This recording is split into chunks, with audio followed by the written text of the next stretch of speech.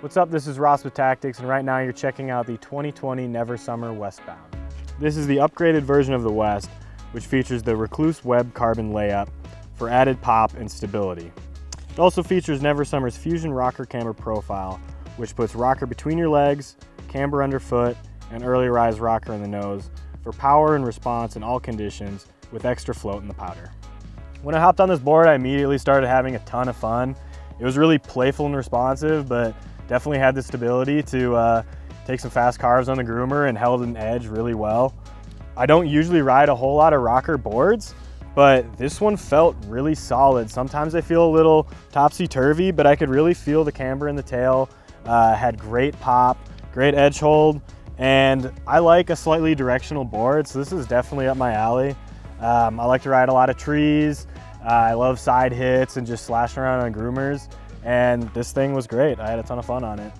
Today's conditions were a little mixed. There was a little slushy and soft on top, but it also was pretty crusty underneath.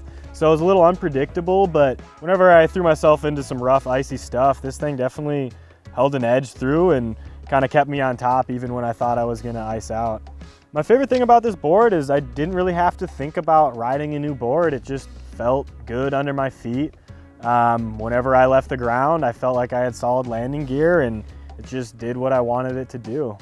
I'd recommend this to someone who typically likes to ride directionally. It's not really a park board, but you can definitely take it through and take it off some jumps.